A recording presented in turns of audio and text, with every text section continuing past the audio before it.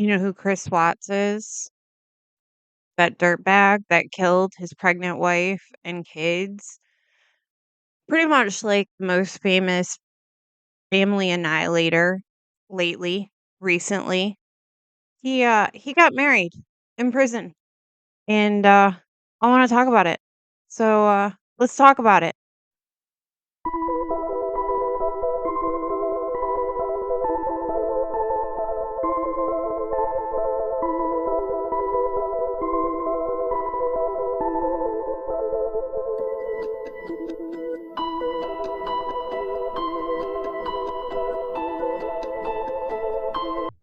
Hey there. I'm Detroit Allycat. I don't know if you've been to my channel or not, but I do all things true crime, spooky, paranormal, things that people don't do, but I do it. And if you are the first time here, I appreciate you being here. I'm so excited to have you. If you are here again, I'm equally as excited. Without further ado, let's get spooky.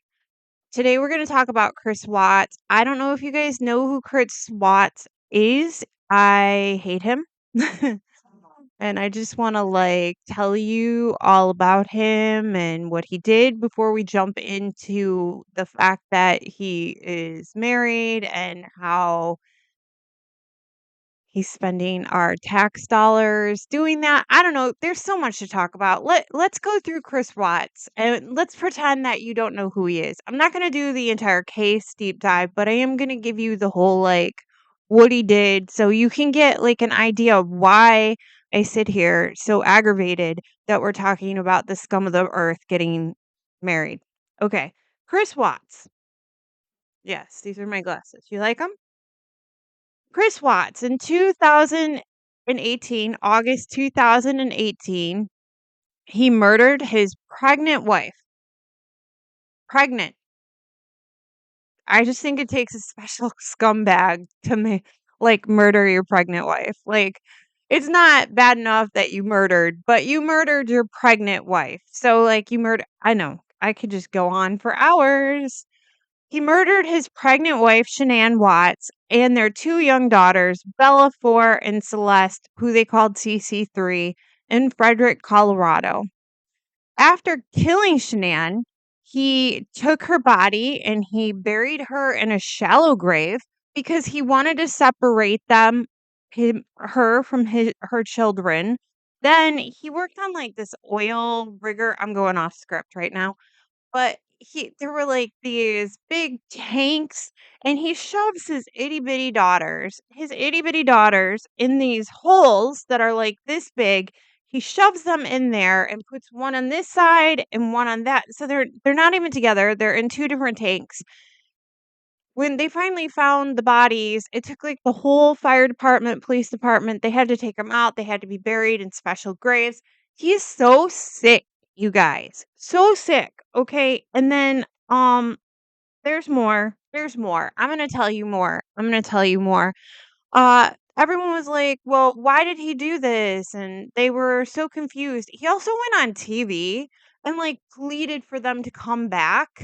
And he did all these shady things like calling their schools and said that they're not coming back to school. And then he swore up and down that he didn't cheat on his wife. Lo and behold, he did cheat on his wife. And yeah, so I guess they had financial problems. I looked at Shanann and Chris's financial problems.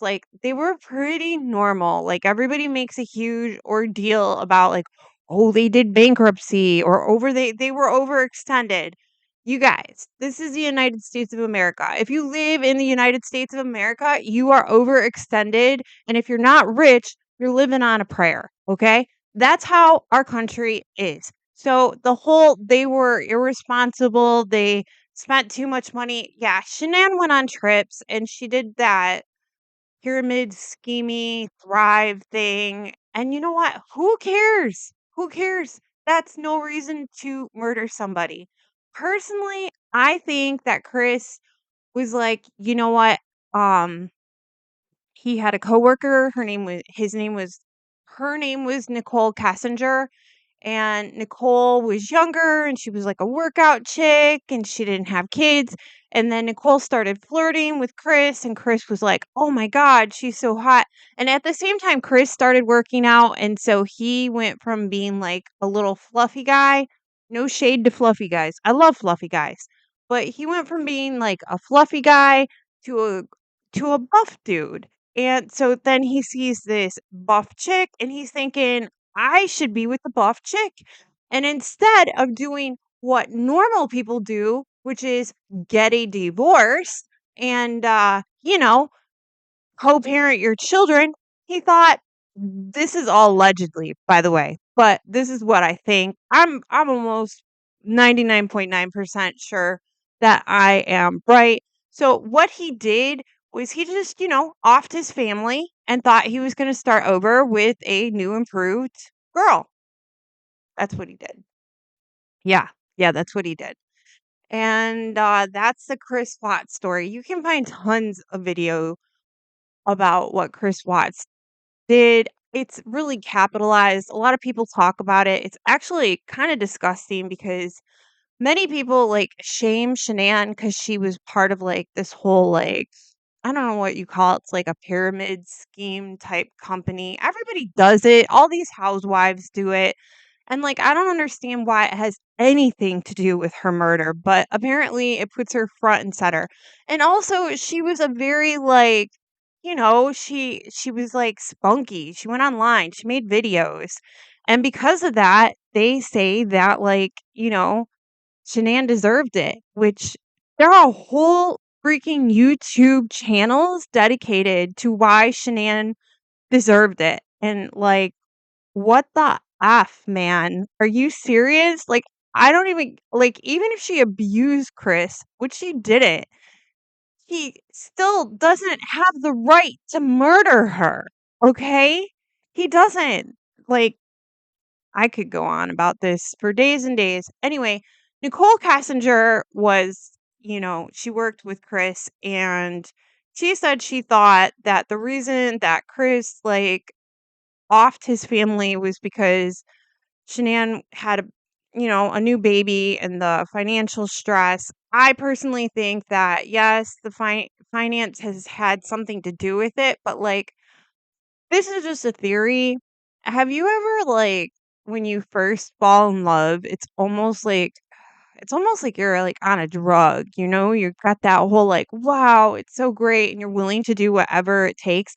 Some people are actually addicted to that feeling as crazy as it is falling in love. They like it. It's like an adrenaline, dopamine rush or whatever. It's the honeymoon phase. And as soon as that phase is over, people like break up with each other and do it all over again, which I think is absolutely ridiculous. But lots of people do lots of ridiculous things. So I think Chris was going through that whole honeymoon phase with Nicole, and he was just like, I'm going to do whatever it takes to be with this woman. But I also think there's a chance that like Chris was a psychopath or a sociopath. I don't know. This is allegedly. I'm not a doctor. I didn't diagnose him, but I just don't understand how you can kill your children without regret and act the way he did without being one of these people. So I think he was a sociopath or a psychopath, and he like, in his head calmly figured out how he was going to be with Nicole and have money. And he's like, "Oh, I'll just like, off my kids and off my wife." And this is my theory, okay? I don't know if I'm right. I don't know if I'm wrong, but the fact of the matter is he did kill his family. It's a very famous case. A lot of people blame Shanann, which is really messed up. And yeah, that's the summary. So when he got asked to do a lie detector test, he said yes. They found out that he was lying. He finally admitted it when he went to court instead of like going to court and us find all the nitty gritty details. He actually just pled guilty. And Shanann's mom actually said she didn't want Chris to like face the death penalty because Shanann's mom is very kind and a better woman than me. And so he was in, I believe, the Colorado prison or a prison around that area. But because so many people knew about Chris at that prison, they had to move him to Wisconsin, which is the Dodge Correctional place, the Dodge Correctional Prison. It holds really violent offenders, and it's a very remote prison, and that's where they keep Chris. Now, Chris is not in general population. He's not in isolation, but he's in special 24-hour protective prison area. I don't know what that means. I think it's like a little area where they have like 23 different types, like 23 offenders to a prison block. Because I have heard other prisoners talk about seeing Chris. He's also allowed to work. So he is they call him a custodial.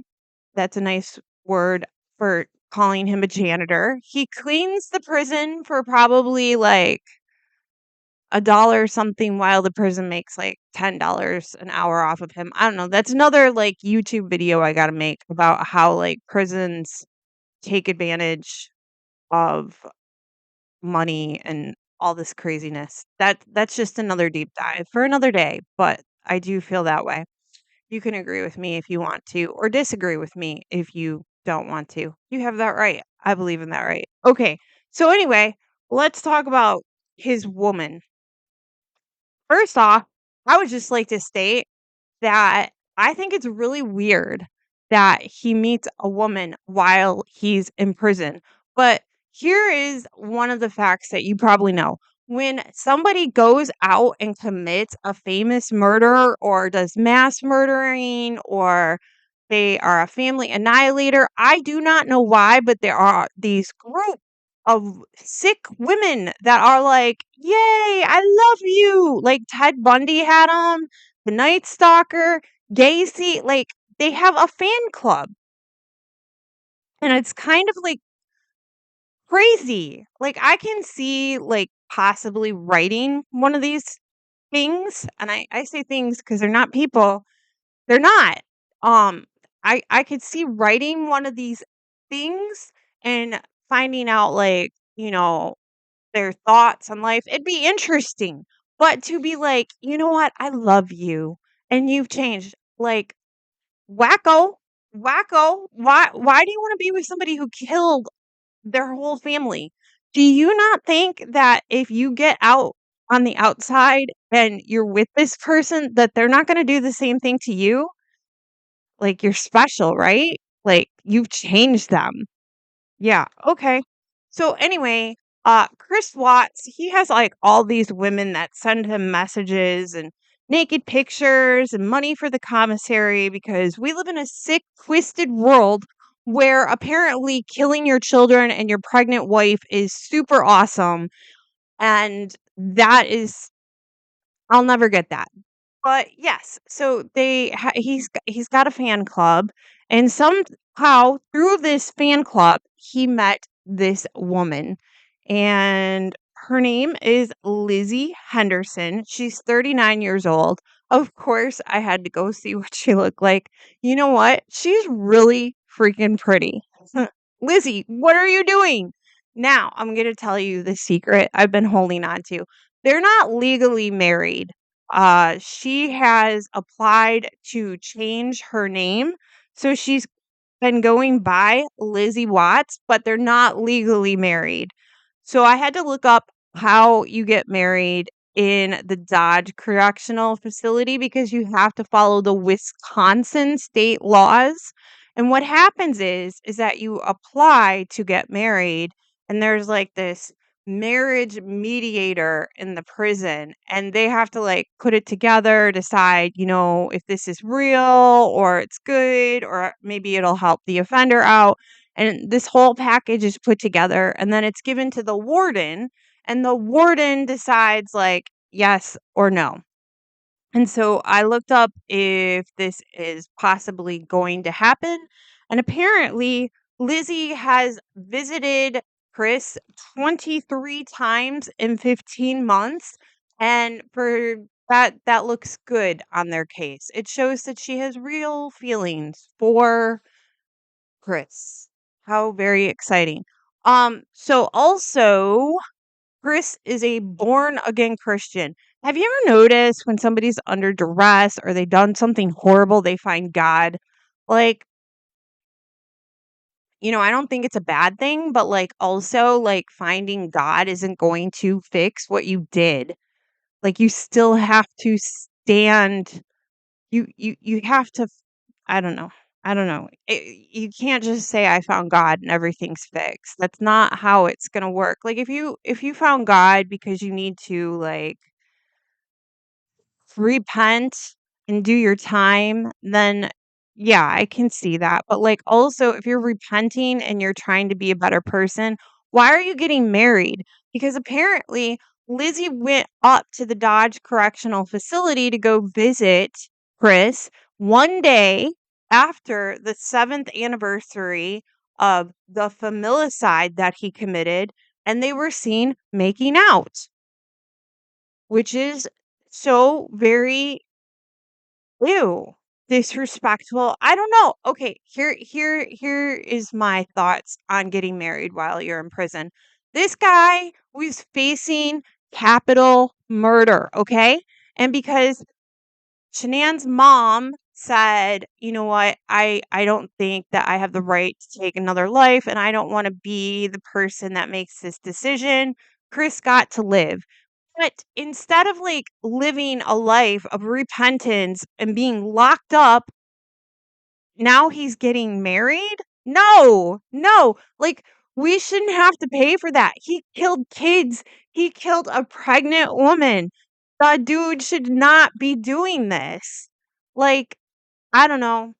That's just what I'm thinking. I did actually also look up if they do get married, do they get to have, I always say this wrong, con- conjugal visits. I know I said that wrong. I know somebody in the comments is going to be like, well, maybe you should pronounce this before your show. I would have said it wrong even if I practiced saying it. Okay. I just can't say it right. Conjugal. Can they have sex if they get married in prison? No. Wisconsin will not let that happen. I don't know if it's because he's a violent offender or he's on, you know, he can't, even if they get married. So apparently they're only allowed to have physical contact for the first minute when they first see each other of the visit and the last minute of when she's leaving. And they are allowed to embrace and kiss. And that's all they can ever do. Now, what does Lizzie's family think about this? Now, this is pretty interesting. Lizzie's sister is completely against this. She thinks it's sick. She thinks that prisoners shouldn't get married. I'm in agreement with Lizzie's sister. But guess what? Lizzie doesn't just have a sister, she has a brother. I'm not going to say their names because I want to respect their privacy. But Lizzie's brother is actually in the Cleveland prison system. He's like in prison right now for committing sexual assault and like pretty heavy duty charge too. And he said he's completely shocked at the fact that she's with him and he doesn't feel one way or the other. But I would say that Lizzie's sister not being in agreement with this has got something probably to do with the fact that her brother committed sexual assault. Lizzie has a ex-stepfather. He was also shocked, but I don't even know why he matters because he's ex. And then here is something even more interesting. Lizzie moved from Cleveland, Ohio. That's where she used to live. And she was a realtor there, a realtor. She's no longer a realtor, probably because with the last name Watts, no one's going to buy a house from you. Um, Sidebar, the Watts house, it's empty again. Anyway, but her mother, she moved her mother to Wisconsin, and she moved to Wisconsin to be closer to Dodge Correctional Facility, and she is her mother's caretaker. I'm really interested in that. And I think the psychology of that is interesting too because like she's her mother's caretaker, and so does she feel like she's Chris Watts' caretaker? And is that what she is attracted to him for? Like she feels like she can change him. It's like a natural instinct to take care of people. I don't know. I'm just guessing. I'm just guessing. I don't know why she would be with him. She's very pretty. She was asked a couple questions that I would like to tell you. She was asked about how she feels about the murders, which is important because, like, you're with a man who killed children and a pregnant woman. How do you feel about that, Lizzie? She said she's not going to respond to that question because she doesn't want to be disrespectful to the people involved. Touche, Lizzie. Good answer. Because you know what? No matter what you would say, you would be damned if you do and damned if you don't. And I actually think that's a good answer, but I do think that was a sly way of getting out of being responsible for the fact that you're with a man that killed children and a pregnant woman. And then she was asked, "Well, how did you meet Chris?" Which I also am interested on how you met Chris. And she said, "That is between her and God." Lizzie. I bet you I'm just gonna be a bad person and say that I bet you she wrote him a letter, sent him some pictures of how pretty she is, and was like, "Hey." And then he was like, "Wow, she's really pretty," because she is. And they started talking. And I don't think Chris has changed. I don't think it's possible for Chris to change. I think that he thinks that he wishes he wouldn't have done what he did to Shanann because it ruined his life, and I think he's sad about the kids sometimes, but I also think, like, I don't think he's tortured. I think he's more tortured that he's in prison, and this is why I think that Chris Watts is a psychopath or a sociopath, but again, these are just my thoughts, and I thought it was, really worth talking about today that, this man that killed his pregnant wife, I keep saying that because 'cause I'm in disbelief, and killed his kids is trying to get married. First off, who's gonna pay for that? Who's gonna pay for that? Why is she and also, somebody needs to sit Lizzie down and talk to her because she's not good. She's not good in the head. What do you want with that man? You can never have a family with him. You can never have a life with him. You're super pretty. You're taking care of your mom, so you have to have some kind of a good heart, a good person, and you're just wasting your entire life on somebody who, quite frankly, should just be offed. I always say that I don't know about capital murder, but, like, I also just don't understand why we have to pay for Chris Watts to sit in a room when he did all that horrible stuff. Do you know how much that investigation to find out who murdered his family cost? They had to they had to empty these oil tankers.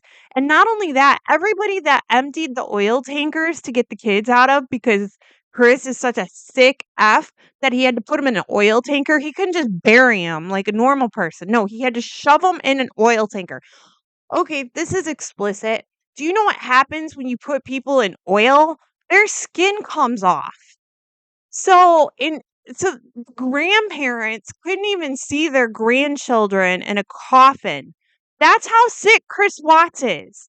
And the people that took these babies out of these oil tankers got to see that. They got to see little kids with no skin. And we're talking about if he should get married. If he gets married, I'm just saying, man, this world is so messed up. The Epstein files are not even like being like investigated anymore, and people like Chris Watts are getting married, and oh, I just can't, guys. I can't. Anyway, I just wanted to talk about this because I find it unbelievable, and I just would like to kick Chris Watts in the face. And if you disagree with me on that, then you do. But you're wrong. He needs to be kicked in the face a lot. Or maybe in the stomach because he killed a pregnant woman. He killed All right, I'm done. Okay, that's it. I've rambled enough about Chris Watts. Lizzie, if you're watching this, please wake up. Go find somebody else that is worth the air that they breathe because Chris is not. Okay. Thank you. Stay safe, stay spooky. Think about subscribing, liking, leaving a comment, telling me how much you hate Chris Watts because that will like soothe my soul a little bit. Have a great day. Can't wait to see what you think about my video.